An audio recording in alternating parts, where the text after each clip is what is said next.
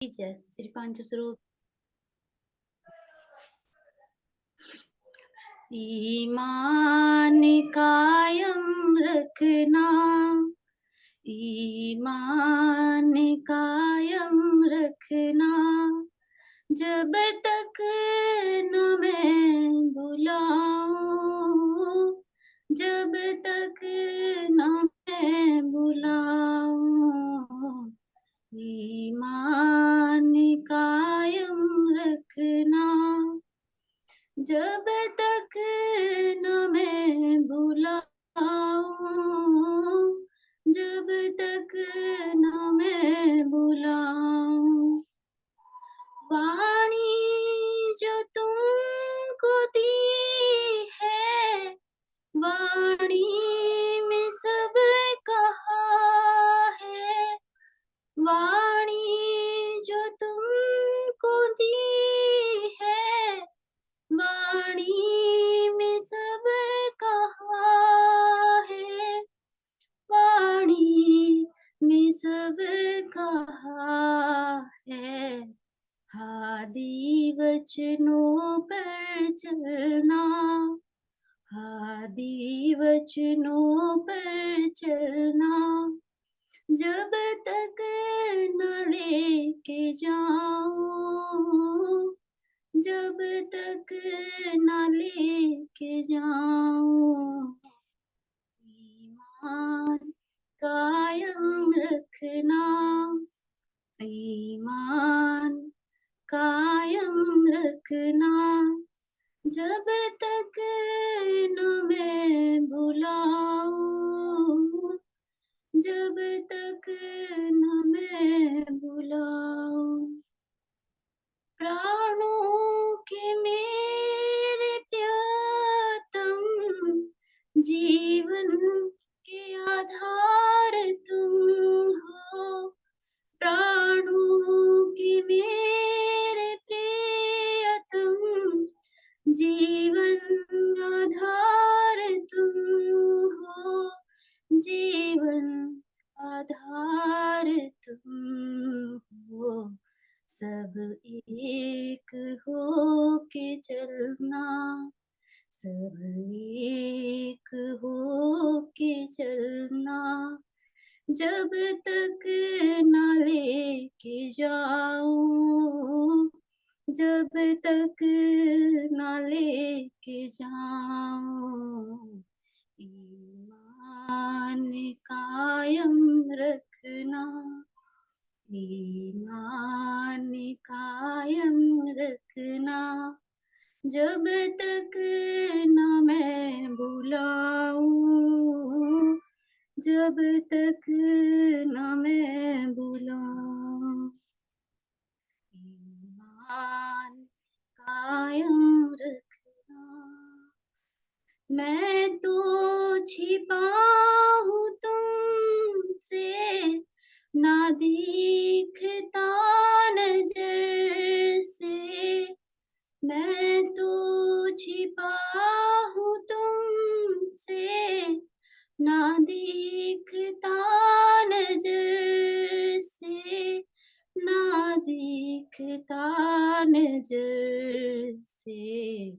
रूह की नजर से तकना, रूह की नजर से तकना, मैं छोड़ के ना जाऊं, मैं छोड़ के ना जाऊं।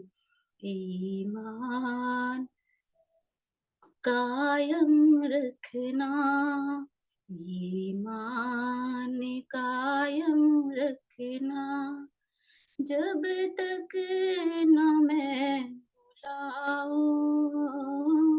जब तक न मैं बुलाऊं।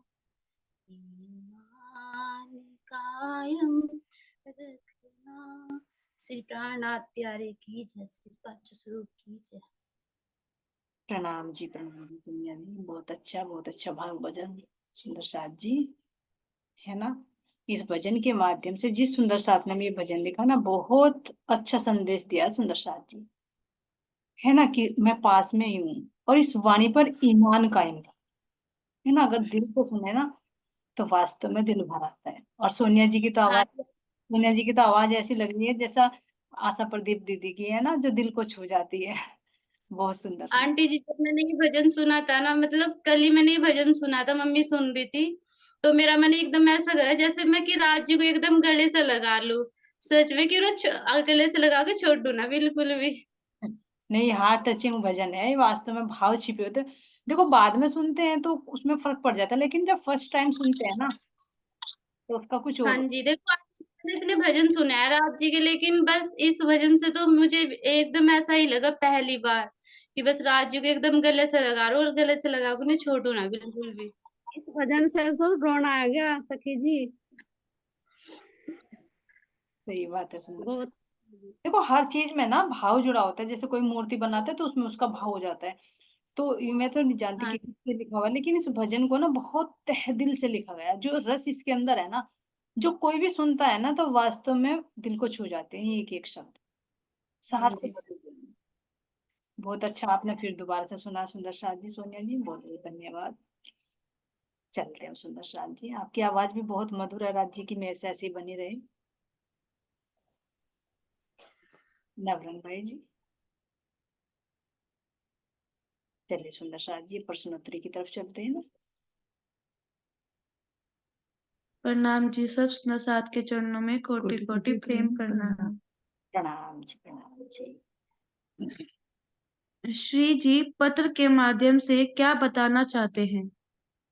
सुंदर साथ को जो वहां पे गए थे ना, 12 ब्रह्म मुनि, उनको क्या बताना चाह रहे पत्र के माध्यम से? दिल्ली का ही प्रसंग है सुंदर साथ जी। जब औरंगजेब की कैद में थे 12 ब्रह्ममुनि, तो श्री जी स्वयं पत्र लिखते हैं ना। उनको जब पता लगता है कि भाई मेरे कानूनों को कसाला किया गया है, तो वे पत्र क्यों लिखते हैं? सुमन श्यामा जी, आप बता रहे हो, बताइए। हाँ जी, ये 12 मोमिनों सुंदर साथ के लिए पत्र भेजा श्री जी ने, और उसमें उनकी बड़ाई लिख रखी पत्र में। पत्र की यानी जरूरत कि पत्र की जरूरत क्यों पड़ी थी, क्यों भेजा था, ये पूछ रहे हैं। पत्र की जरूरत यही पड़ी थी ना कि जैसे उनको कसाला दिया गया था वहां पर, औरंगजेब के यहाँ, जी। और उन्होंने कसाला झेला बहुत, मतलब मार पिटाई वहां बहुत वो हुई, उनके शरीर पर भी निशान हो गए थे। तो श्री जी से फेरी में देखे नहीं गए थे, और जैसे पत्र के माध्यम से उन्हें पता चला, और वैसे भी उन्हें पता ही था, और फिर उन्होंने पत्र के द्वारा यही भेजा था कि तुम मेरे वीर हो। उनकी बड़ाई लिख रखी थी जी, यानी कि उसमें। हाँ जी, बिल्कुल सही है, उनकी बड़ाई लिख रखी थी, है ना, आपने सही हाँ जी, बताया। और सुंदर साथ से पूछते वीर वीर मैं को वीर भाई हो तुम मेरे। मैं को भाई जी, आप कुछ बताओगे इसके बारे में, क्यों लिखा था? इन्होंने बता दिया कि उसमें बड़ाई लिखी गई है, क्यों कसाला दिया गया था, तो मेन कारण क्या था इसका? और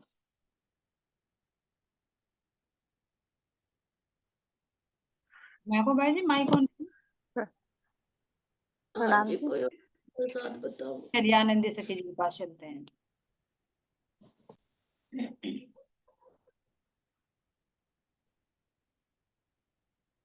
मोहित जी, आप बताओगे? प्रणाम जी। आंटी जी प्रणाम। हाँ। आंटी, एक तो उन्होंने ये लिखा था नु हमारी रहनी के मतलब हमारी रहनी कैसी होनी चाहिए, क्योंकि औरंगजेब के गढ़ में गए थे वो मुस्लिम एरिया में, और उन्होंने वहां पे जाके मतलब इमाम मेहंदी के वो सुनाए थे, मतलब राज्य के परिचय दिए थे एक तरह के। हम्म, बिल्कुल सही। तो जागनी, और सबसे बढ़िया जागनी का कार्य करा था। हम्म, बिल्कुल सही है, हाँ, ये भी कारण था। चलिए, हिंदू सखी जी भी कुछ बताना चाह रही थी, आप बताइए। प्रणाम जी। हाँ, प्रणाम जी। हिंदू सखी जी, चलो आप बताइए कौन। हाँ जी, प्रणाम जी। जैसे श्री जी ने पत्र लिखा था ना 12 मोमिनों को, तो पत्र में ना जो दिल की बात, बहुत प्यारी प्यारी बातें लिखी थी, कि जैसे कि तुम मेरे धाम के धनी हो, जीव के जीवन हो, जैसा राज जी बात कर रहा है प्रेम भरी, ये वाली बातें लिखी थी सुंदर साथ के लिए, क्योंकि परम धाम की ब्रह्म आत्मा है। और ये भी लिख के भेजा था कि तुम तो मूल मिलावे में ही बैठी हो, मेरी सखी हो। यहाँ तो तुम्हारा शरीर का कुछ वो ही नहीं है, कसाला तो शरीर को दिया जा रहा, तुम तो परम धाम में बैठी हो। ये कौन? प्रेम भरी बातें राज्य ने सुनी तो सुंदर साथ का हौसला बढ़ा था। जी जी, बिल्कुल सही बताया आपने। ये भी बता दिया कि पत्र में क्या लिखा था। प्रश्न है इनका कि पत्र क्यों लिखा था, है ना। तो बता दिया उनका हौसला बढ़ाने के लिए, है ना, ताकि माया में जैसे उन पर भैया अत्याचार हुए हैं कहीं उनकी हिम्मत ना आ जाए, तो उनका मनोबल बढ़ाने के लिए, उनको सांत्वना देने के लिए ये पत्र लिखा था, जो सुंदर साथ ने बताया कि पत्र में ये बातें लिखी। प्रणाम जी, प्रणाम जी। ये भी तो कहेंगी तुमने गढ़ जीत लिया, हाँ तुमने मुझे मोल ले खरीद लिया, तुमने मुझे मेरे जीव के जीवन में मेरे प्राण उस्तवास पता नहीं क्या क्या क्या क्या सुंदर साथ को संबोधित कर रखा। प्रणाम जी। जी परविता जी, प्रणाम जी। चलिए नेक्स्ट क्वेश्चन ले लीजिए। तुमने लोक लज्जा का सर फोड़ फोड़ दिया, अपने भाव प्रकट करे। ये सुंदर साथ जी जो कहा कि तुमने लोक लाज का सिर फोड़ दिया, तो इसका मतलब क्या है? बोली सखी जी, आप बताओगे?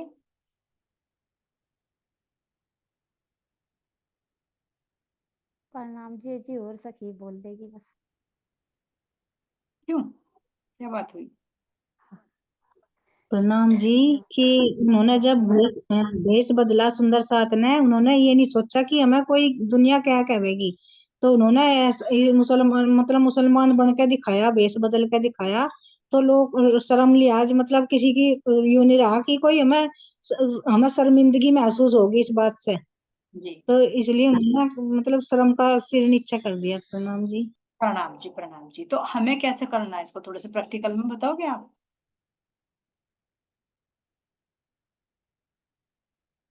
हाँ जी, प्रणाम जी। तो हमें भी अपने राज्य के तरफ को बढ़ना चाहिए, कोई हमें कुछ भी कह रहा तो ये तो कम है कि हाँ इसमें ही लगे पागल हो गए, इससे बढ़िया तो पागलपन कुछ है ही नहीं जो राज्य के चरणों में लग जाना। सही है, उसको प्रणाम जी। चल जाए, उसका एक रूप हो जाए, है ना, बिल्कुल सही है। तो हमारे सामने भी आएंगी ये रुकावटें, लोकलाज हमारे सामने भी आएगी, जैसे नूर भाई बता रहे थे कि रुकावट कोई कुछ कहेगा, कोई कुछ कहेगा, लेकिन इनका सिर भानना है। तो पत्र ये उनके 12 ब्रह्म मुनियों के लिए नहीं सुंदर साथ जी, हमारे लिए भी लिखा है धनी ने। तो एक एक बात हमें अपने पर लागू करनी, हाँ बिल्कुल जी, प्रणाम जी। ठीक। हाँ, हमें भी ऐसे ही चलना जी, जैसा देखो होया तो होगा, उनके साथ भी ऐसे ही जैसा हमारे साथ हो रहा, तो हमें भी ऐसे ही मतलब दृढ़ विश्वास कर कर एक दिन अभी तो है नहीं, पर धीरे धीरे आ जाएगा अंदर। कदम पे कदम बढ़ाते रहेंगे तो हो ही जाएगा, है ना। हाँ जी, हाँ हाँ जी, हाँ जी। चलिए। हाँ जी, जिस तरह एक हाथी चला है अपनी मस्त चाल में, इस तरह चल के दिखाना हाँ, हमें। इसको और ईमान के घंटे बजाते हुए, बिल्कुल सही।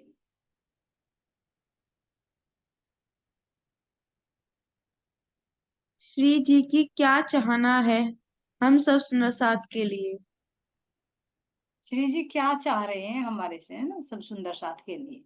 वैसे तो अपने अपने भाव है, लेकिन जो इन्होंने प्रसंग बनाया उससे संबंधित बताना है।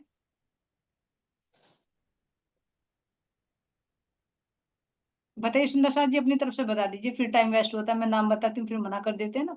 जिसको भी पता अपनी तरफ से बोल दीजिए, जिसका भी जो भाव आ रहा है। श्री जी तो यही चाहते हैं जी, सब आत्मा को जगह आगे लेकर चला। बस ये चाहते हैं, थोड़ी चाहते हैं कि माया में रह ले रहे हैं, है ना। हाँ जी। बिल्कुल। और इसके एक अलावा कुछ और भाव? आंटी जागने का कार्य, एक हम जैसे हम सुंदर साथ है और अपने सुंदर साथ को जगाएं तरीके से, मतलब भाई भटके ना, तू अपने सही रास्ते पर राज्य की तरफ चल। हम्म, बिल्कुल। माया की तरफ से हटाकर परमात्मा की पहचान करें, और दूसरे जीव को भी जागृत करें, उसे भी कराएं।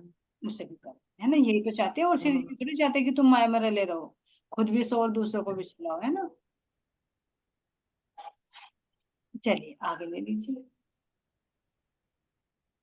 मैं डैश की आत्मा आपको करोड़ करोड़ बार प्रणाम करती हूँ।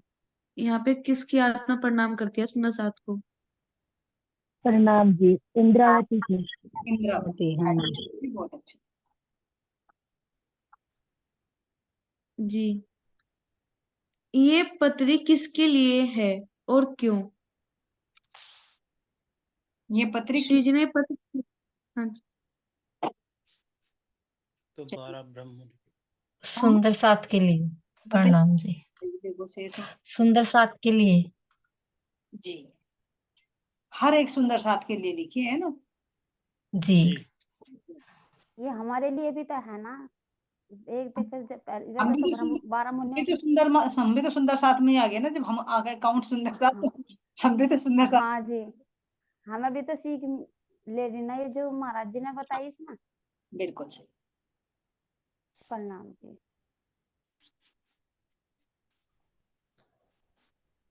मैं क्यों नहीं लानी चाहिए? अहंकार आवे जी इससे। और अहंकार से क्या होता है फिर? विनाश। इससे तो ये सही कह रही। कुछ बचता है नहीं बचता। कुछ भी नहीं बचता जी, अहंकार में तो बेकार ही हो जाता सब कुछ। साले विपरीत विपरीत बुद्धि। जी चलिए, अपना माइक अगर आपकी तरफ से आवाज ना हो तो खुला रहने दे, आपके अपने माइक को तुरंत बोल दे, है ना।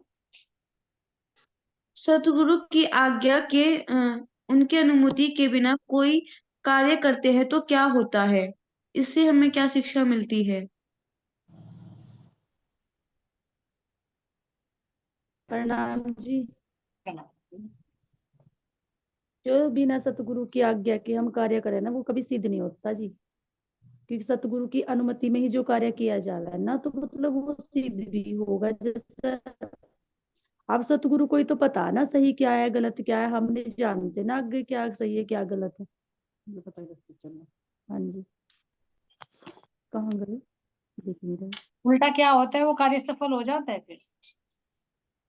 नहीं जो हाँ और भी जी, उल्टे हम नहीं उसी में फंस जाएंगे। करेंगे तो कार्य तो सफल होता ही नहीं है हम्म। जी।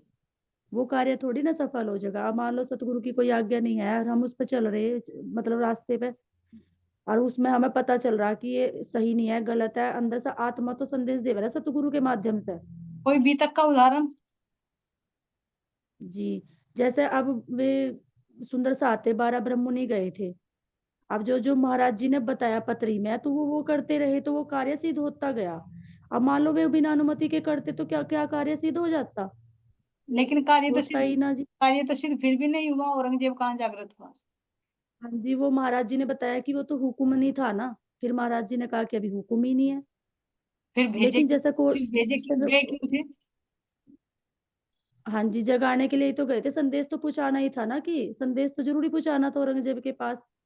क्योंकि अपना कर्तव्य हाँ पूर्ण जी, करना था ना उन मोमिनों की अपना इच्छा की, कर्तव्य करना था। कि हाँ जी, अपना कर्तव्य। हम सूचना पहुंचाए वहां पर। जी, बिल्कुल। और कोई भी तक में और कोई घटना हो ऐसी, किसी भी और सुंदर साथ के याद हो? प्रणाम खेत जी। संग आता है जैसे। जैसे आपकी बात जी, बोलो कोई बात नहीं, आप बोलो। हाँ चलिए जी, बोलिए। हाँ जी, वो कह रहे जैसे खेता भाई का प्रसंग भी तो आता है। जैसे प्राणनाथ जी जाते हैं, अब सतगुरु की आज्ञा से ही तो जाते हैं ना, उनको भाई जगाओ और उनको अपने साथ लेके आओ। तो वे हम्म। बतावे तो बहुत, लेकिन मानते नहीं ना फिर भी। हम्म। लेकिन पूरा धन सारा कहाँ चला गया? जो कि गलत कमाए धन, गलत उससे कमाया था ना वो धन, कार्य से। तो वो तो काम नहीं आया ना, सतगुरु के कार्य में काम ही नहीं आया वो धन। हाँ नहीं कोई है। भी गलत कार्य से कमाया हुआ धन तो काम नहीं आता ना। हम्म। जी, चलिए और तो प्रसंग बता राजेश्वरी। देंगे जी जिस। हाँ कोई बात नहीं, और सुंदर साथ की याद हो ऐसा कोई प्रसंग तो बता सकते हैं। राजेश्वरी जी आप बोलिए पहले।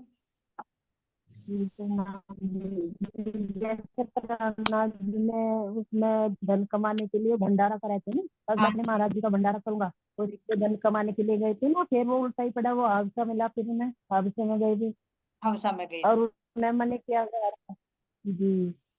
हाँ मने किया गया था ना उन्हें कि मैं माया में अब नहीं पढ़ूंगा, वो फिर जा लिए, तो फिर उन्हें वो हादसा मिला था नहीं। बिल्कुल सही। बिल्कुल सही बताया सुंदर साथ जी। अगर कोई इससे और अलग प्रसंग याद आ रहा हो कि सुंदर साथ के, तो बोल सकते हैं, नहीं तो नेक्स्ट क्वेश्चन ले लेते हैं। आंटी एक ये भी तो है कि इंद्रावती जी ने जिद उठा ली थी कि मुझे अब राज्य का दीदार होना, जब देवचंद जी को हो जाता है तो मुझे क्यों नहीं होता? वे जिद पा गए थे, पर उन्हें कुछ मिला नहीं था ना फिर भी। हाँ थोड़ी सी है आत्मा ना? की अनुभूति तो हुई थी, लेकिन जो परम हाँ धाम जी। कर रहे थे ना, वो नहीं हुआ था, क्योंकि अभी हुक्म नहीं था। सतगुरु भी कहते कि ऐसे मत कस अपने तन को, लेकिन वे कस जी। ना, तपस्या की उन्होंने। तो बिना हुक्म का कार्य किया ना, बिना अनुमति के सदगुरु के। हाँ, फिर कहा क्या हुआ, उसका परिणाम क्या हुआ? 5 साल तक अलग, बस अपने 5 साल क्या, 9 साल काउंट करो फिर, 2 साल तक भी रहे। क्योंकि हफ्सा चले जाते, वहां चले जाते हैं खेता भाई के पास में अरब देश, और फिर उसके बाद में 4 साल का विरह यहाँ पर रहता है, तो 9 साल का विरह मिलता है फिर, है ना। बिल्कुल सही बताया आपने। चलिए नेक्स्ट क्वेश्चन ले लीजिए।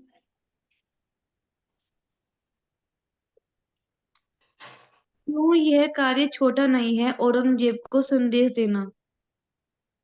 औरंगजेब को संदेश देना छोटा कार्य क्यों नहीं है, कोमल जी आप बताओगे? हाँ जी, प्रणाम जी। हाँ, ये छोटा कार्य इसीलिए नहीं है क्योंकि इतना जो खूंखार औरंगजेब था, उनके पास परिंदा भी पर नहीं मार सका था, तो ये तो 12 ब्रह्म मुनि थे, छोटा कार्य कैसा होगा? बिल्कुल सही ये है। तो बहुत बड़ा कार्य था। बहुत बड़ा कार्य था, ये भी कयामत का दावा करना, जिस कयामत को देखकर लोग डरते हैं।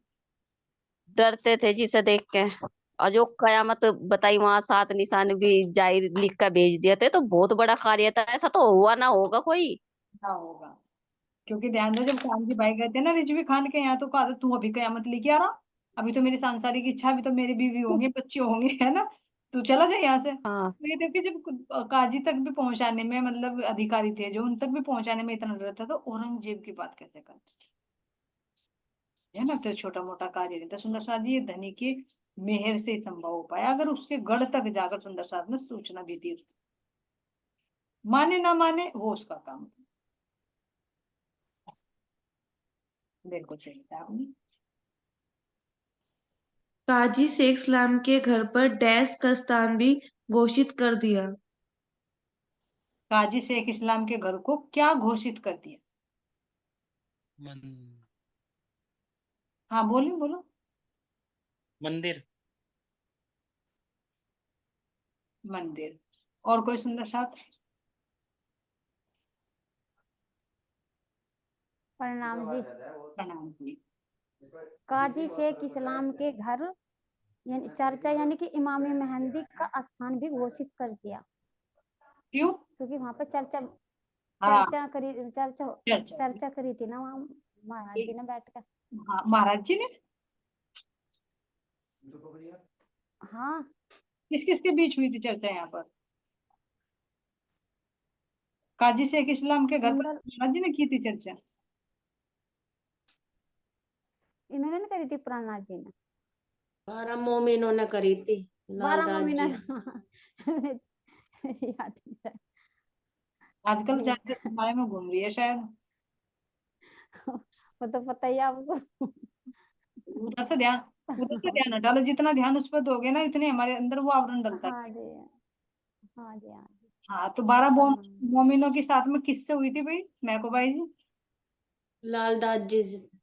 नहीं, 12 ब्रह्म मुनि तो लालदास जी में थे, तो 12 ब्रह्म मुनियों की किससे हुई थी चर्चा? किससे हुई थी? हाँ जी, क्या नाम था उनका, मैं थे जो। नाम जी। हाँ जी।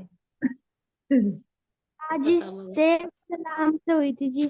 हाँ, काजी शेख सही इस्लाम बात से है। वो अपने घर पर ले गया था, तो वहीं तो चर्चा चल रही थी। जी। हाँ बिल्कुल ठीक है, आपने सही बताया। मंदिर नहीं आएगा आंटी फिर यहाँ इसकी जगह, डैश की जगह? क्योंकि वहां पे कुरान की मंदिर कह सकते हैं, लेकिन कुरान की बात हुई थी ना वहां पे। जी जी, हाँ, ठीक है आंटी। जैसे कल आया था अब ना, तुम्हारी जैसे उन्होंने कहा था ना, औरंगजेब को कहा था जब कि तुम उनका रुश्ता बोल, उनकी भाषा में बात करिए, है ना।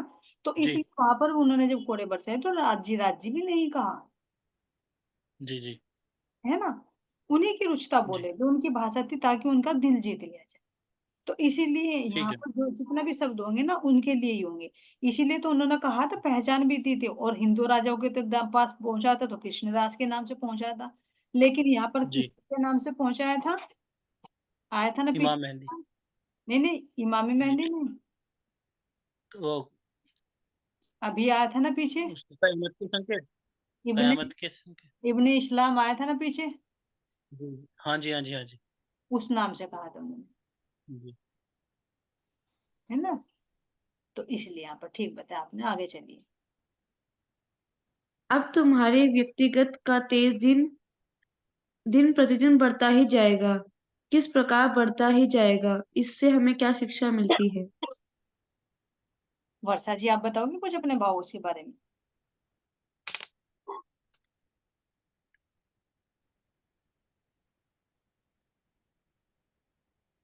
प्रणाम जी दीदी। हाँ। इसमें आपने नाम दीदी भेजा था फोटो खींच के, सैयद मोहम्मद इब्न अब इब्न इस्लाम, हाँ जी, वो नाम बताया था।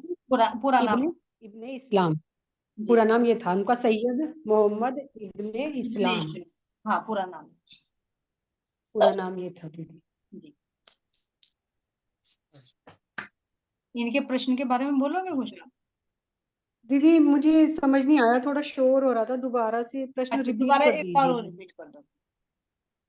अब तुम्हारे व्यक्तिगत का तेज दिन प्रतिदिन बढ़ता ही जाएगा, किस प्रकार बढ़ता ही जाएगा, इससे हमें क्या शिक्षा मिलती है?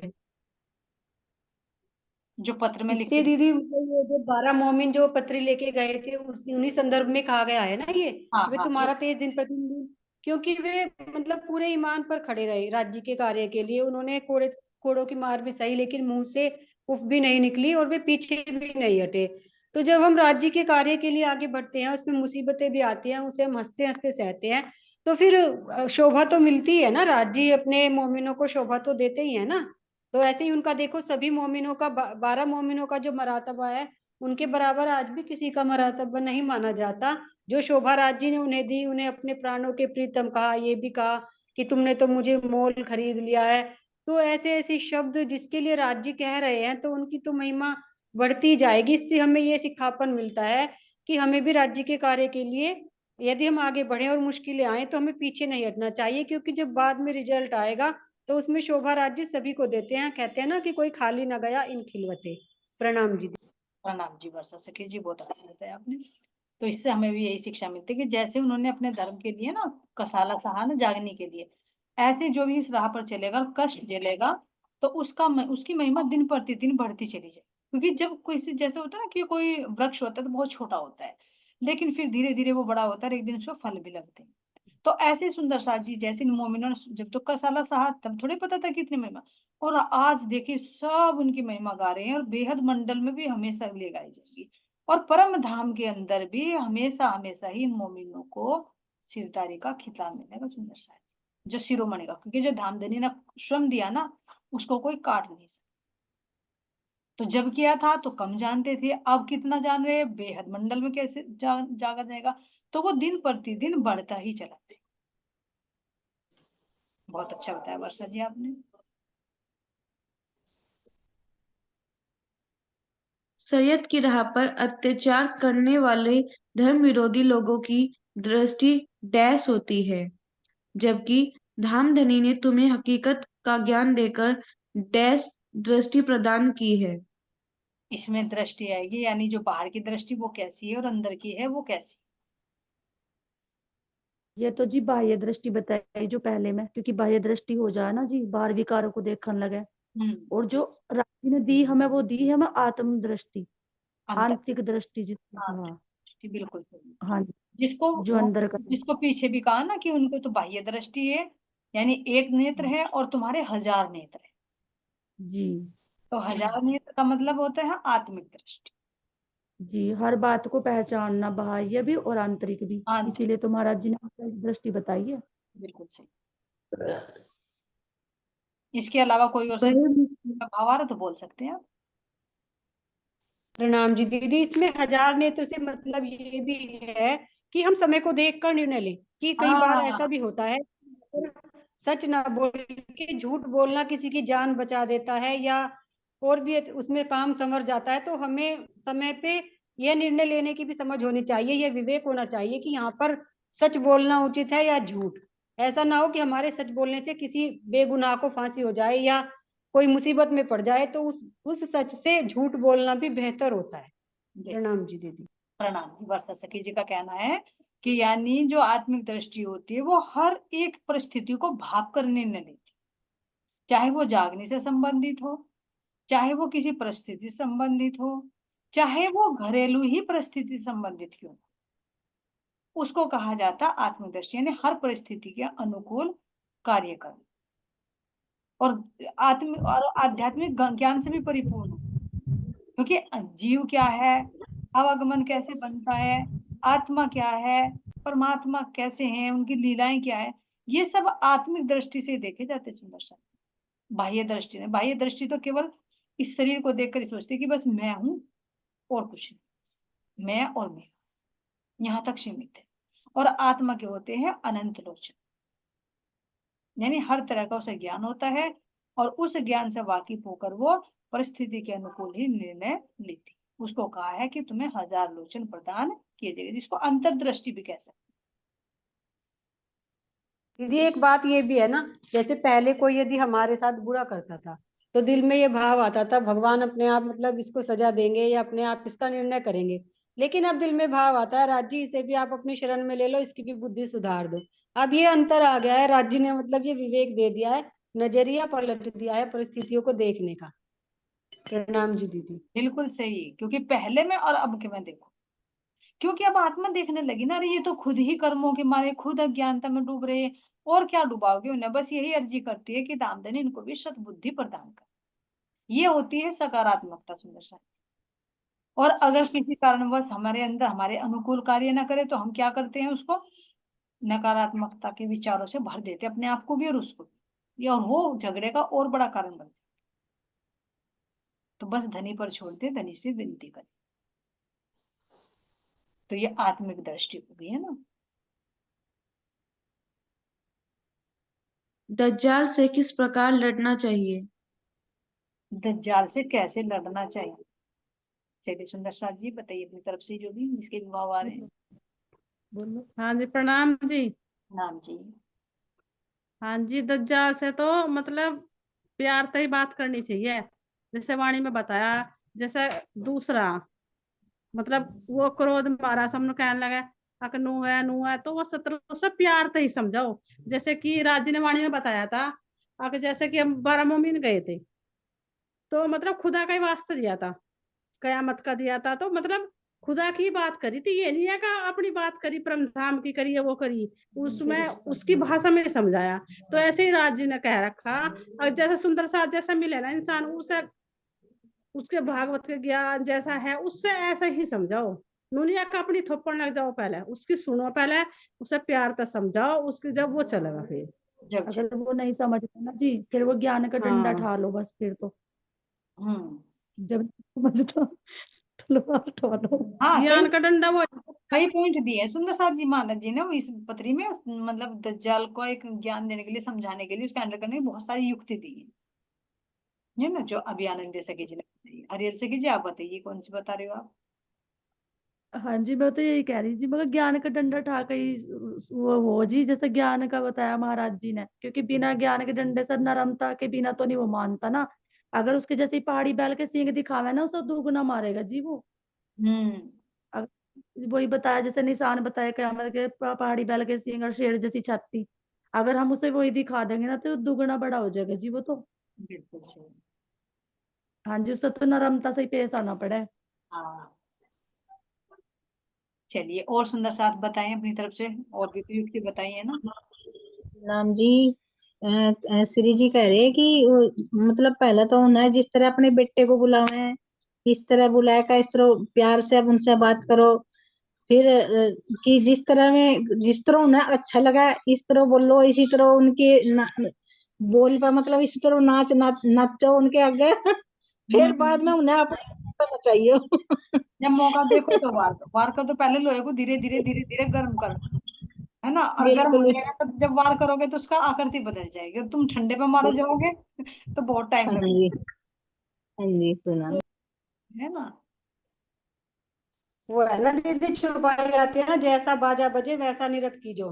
मतलब जो उसी भाषा में वे समझते हैं उसी भाषा में उन्हें समझाइए। और एक ये भी आता है कि जो कोरे जीव सृष्टि होते हैं, तो उसमें कहते हैं कि जैसे जंगली सुअर होता है, उसके कहते हैं कि सिर में भाई एक ही हड्डी होती है, अगर तुम उससे ज्यादा भिड़ोगे तो यही नुकसान पहुंचाएगा, इसलिए अच्छा है कि उससे बच के निकल लो, उसके साथ ज्यादा बहस नहीं मारो। प्रणाम। प्रणाम जी। मेरी यही दृष्टि जा रही थी, क्योंकि महाराज जी ने बहुत अच्छा एग्जाम्पल दिया है सुअर की गर्दन का, क्योंकि उसमें ज्वाइंट नहीं होता ना, सीधा घूमता है, सीधा घूमता है। तो अगर वो सामने से टक्कर लोगे तो सहन नहीं कर पाओगे।